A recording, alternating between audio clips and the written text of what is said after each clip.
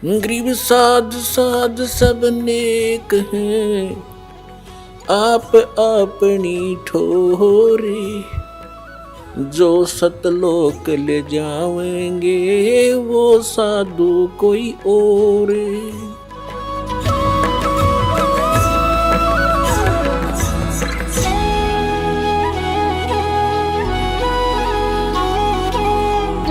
मुझ ब्रह्म का, अब यहाँ ये भी कंसेप्ट क्लियर है पुण्यात्माओं। आज तक ये लोक वेद दंत कथा सुनते सुनते हम बहरे हो गए और हम ढीठ हो गए, उस ज्ञान को कति कंप्लीट मान बैठे। जो हमने सुना वो फाइनल है और सभी भ्रमित है, कोई स्थिर नहीं है।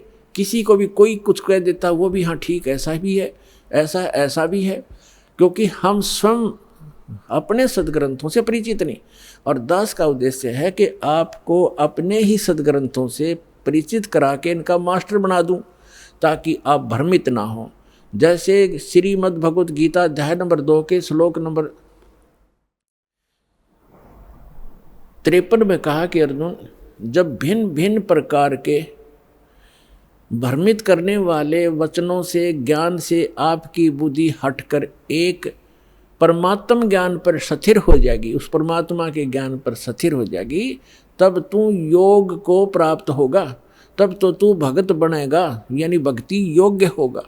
तो जब तक आप भ्रमित हैं, कोई कुछ कह देता वो भी ठीक, वो कहता वो भी ठीक, तो तब तक आप भक्त नहीं बन सकते, आप सफल नहीं हो सकते।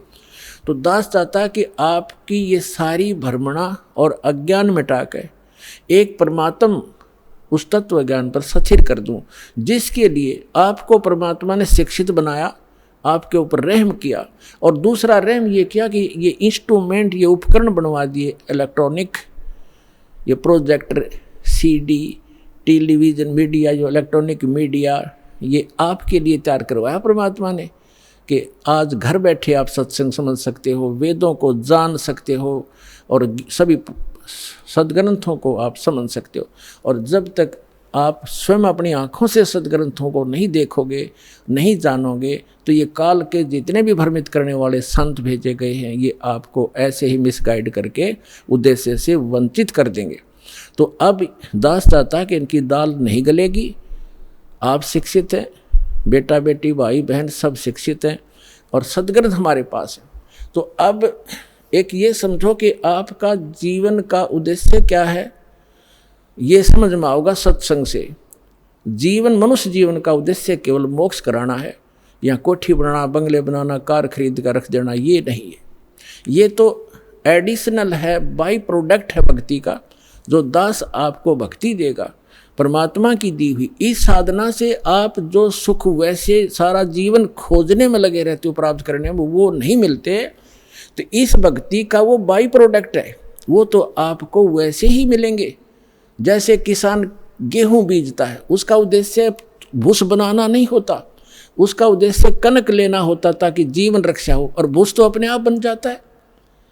भूस तो अपने आप बनता हो तो बनेगा ही बनेगा। तो दास जो आपको शास्त्र अनुकूल साधना बता रहा है, उससे संसारिक सुख तो अपने आप होंगे ही होंगे, आप मांगो चाहे मत मांगो। ये तो एक साधन ऐसा है।